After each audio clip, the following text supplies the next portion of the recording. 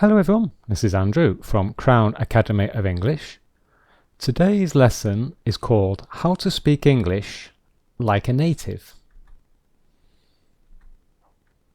So, this is an English pronunciation lesson, and in the lesson you will learn a sound in the English language that native speakers use all the time. Very, very common. And so, to speak English fluently, like a native, you must learn how to use this sound correctly. So, the lesson is about the weak form of grammar words, and the sound is called the schwa. So the schwa is the name of the most common sound in English. And here is the symbol. Okay, so this is the phonetic symbol. And the pronunciation, ready, listen, is So it's a very, very short sound. Very, very short. So the schwa is the sound that you hear in many one-syllable grammar words, such as articles, prepositions, auxiliary verbs, modals, and conjunctions. So it's very often the sound in very short grammar words, often one syllable. Okay? So here is an example sentence. Now listen carefully as I say the sentence. I'm going to say it as a normal native speaker. He was going to London to buy the house. He was going to London to buy the house. Okay, can you hear it? In fact, the schwa sound appears 4 times in just one sentence. 4 times. So here it is. So listen again. He was going to London to buy the house. Was to London to buy the house. Okay. So the schwa sound, as you hear, is very short. It is never stressed. Okay. A stressed syllable, a stressed word is when we say it louder and longer and with a higher pitch than the others. But we never do this with the schwa sound. It's a very short sound and it mutes the vowel sound. So mute means that it hides the vowel sound. The objective of the schwa is it's to not say the vowel. We just want to quickly say the word and move on to more important words. Okay, so this word isn't very important. The auxiliary verb isn't very important. This is in fact an infinitive, to buy, isn't very important. We want to say it quickly. Same with the article. The important words are house, buy, London, going, and sometimes the subject, he. Okay. And the other words, we just want to say them very quickly and and without stress. So the schwa sound of these grammar words, it helps us to keep the flow and rhythm of the sentence. It keeps the focus on the more important words of the sentence, like nouns, the main verbs, and adjectives. Okay, so that's important. And native speakers, well, we use the weak form schwa for grammar words. We do it all the time, without even thinking about it. In fact, I would even say that many native speakers don't even realize that they're using the schwa sound. In fact, I think many native speakers don't even know what the schwa sound is. They use it without really knowing that it exists. Okay, so it's automatic for us because it helps us actually speak more quickly. And unfortunately, English learners don't use it correctly. Okay, and consequently, their speech sounds unnatural because they're putting stress on the wrong words. They're stressing the wrong words, and the speech doesn't sound right. It's correct, we can understand them, but it doesn't flow properly. Okay, so today we're going to look at how to use this schwa sound. So let's look at some common words which have the schwa weak form. So let's look at a couple of articles. Okay. So here is an example sentence. So listen. There is a fly in my soup. There is a fly in my soup. So here it is. There is a fly in my soup. Very short sound. So, okay, you ready? Listen. I bought an apple. I bought an apple. Notice when you listen to me say it, we only really hear the words bought and apple. And this one is almost missed out. I bought an apple. Okay, so it's the sound. The apple is green. The apple is green. So here it is. Here's the schwa, the weak form, at the beginning of the sentence. The. Okay. Now let's look at some more words which have the schwa weak form. Prepositions. The shirt is from a dog. Okay. So it's the weak form.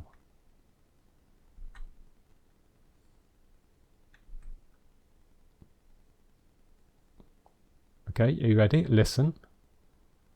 He drank his cup of coffee. He drank his cup of coffee. So notice here we say of coffee. We don't say, a native speaker does not say he drank his cup of coffee. No, a native speaker says it, he drank his cup of coffee. Of, cup of coffee. We almost don't hear this word. Okay? If you listen again, it's almost like we don't say this word. We say it very, very quickly with a very short sound of the schwa. He drank his cup of coffee. Okay?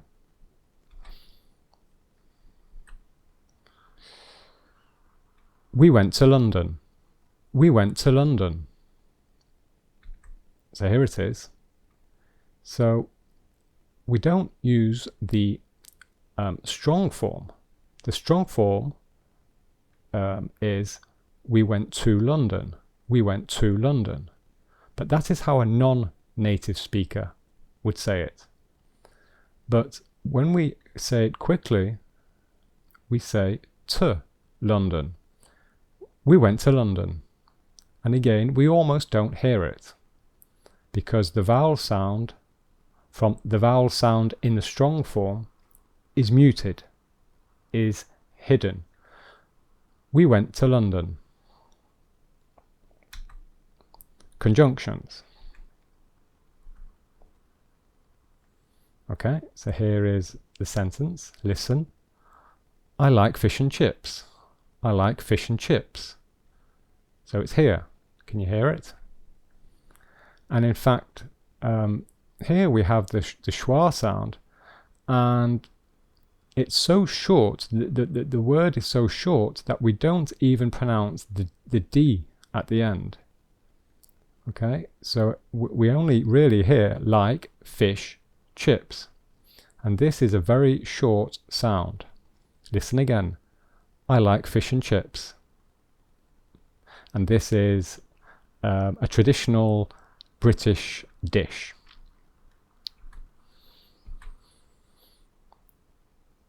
The house is big but old. The house is big but old. But. The house is big but old. Again, so we're stressing these words, but not this word. Auxiliary verbs.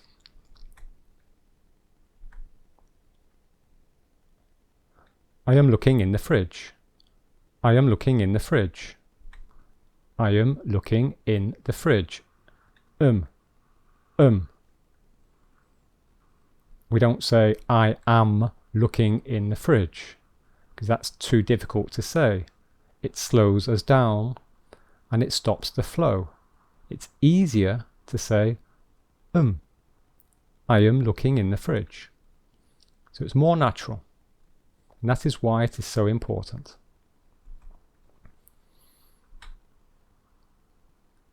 He was watching TV. He was watching TV. Was. Us. Was. He was watching TV. So again, when we say it, we only really hear this word and this word. And this is very, very short. He was watching TV. Okay? So you can see these words are very, very, very common in English. So we say them all the time. The schwa is everywhere. And these are only a few examples. There are more examples and words. Modal verbs. Here are two examples. Listen. I can speak French. I can speak French. Can. I can speak French. Okay?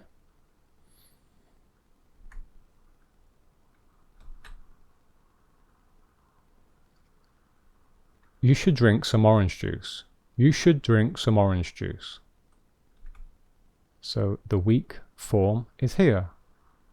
Should. Okay?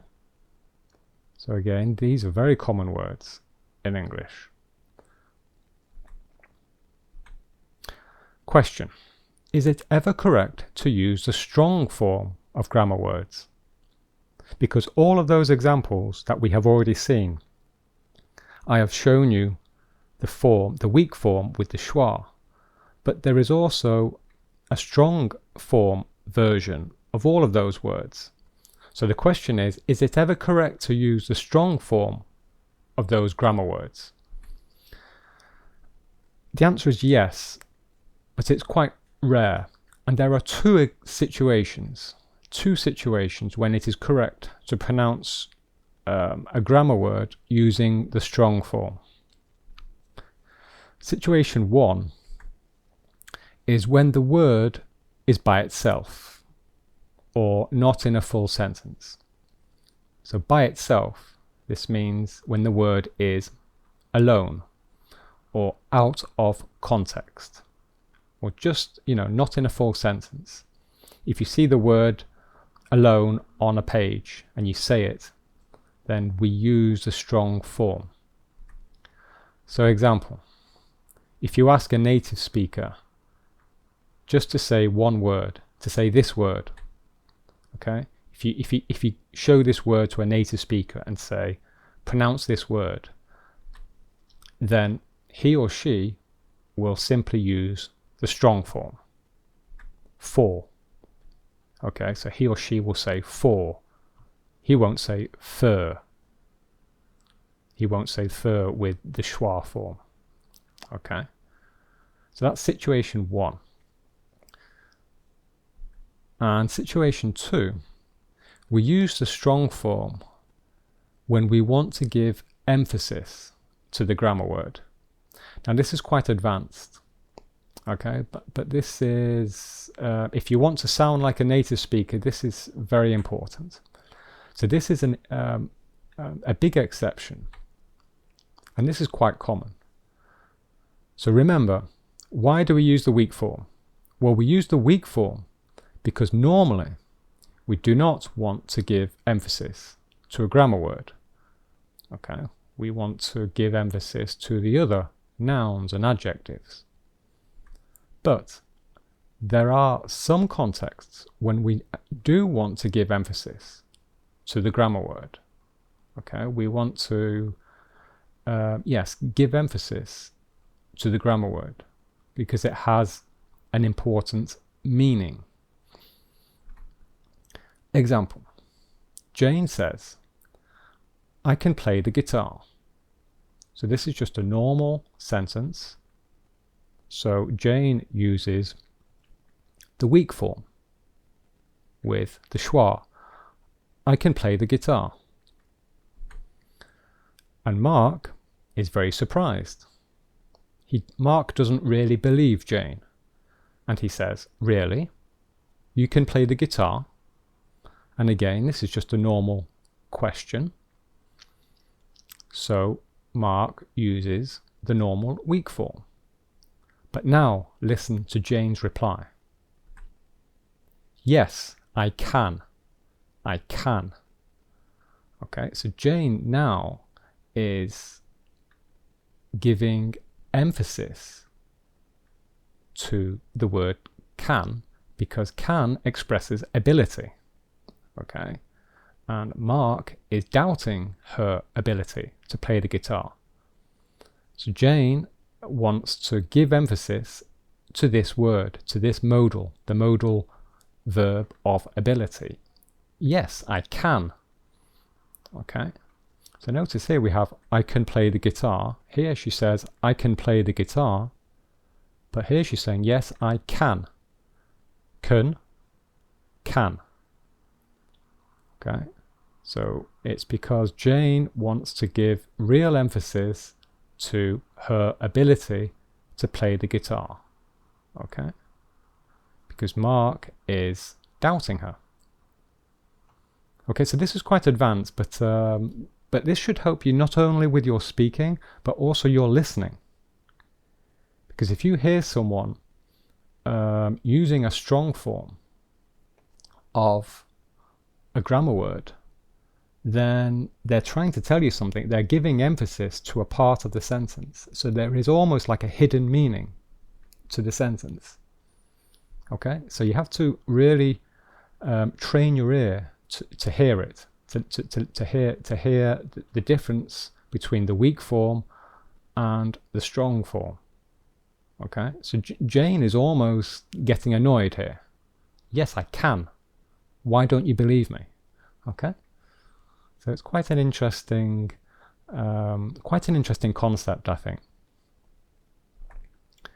And important question. So, where and how do you find the strong and weak form of a grammar word, or any word, in fact? Well, look in a good dictionary, and I always recommend the Cambridge Dictionary. Okay, so they have a free online version. So go to this address, dictionary.cambridge.org, and you just type in the word into their search engine. So let's try this. So go there, okay, or do it after the lesson, do it after the video. But I've done it for you for this video. So I've searched for the modal verb can. Notice I said it with the strong form because it's by itself. So let's search for the modal verb can. And this is what Cambridge Dictionary tells us. It tells us it's a modal verb. And here it is. Here is the strong form pronunciation, can. And here is the weak form pronunciation, can. Okay, so it does this for all of the words. Okay, and these symbols, slash, and then these strange letters,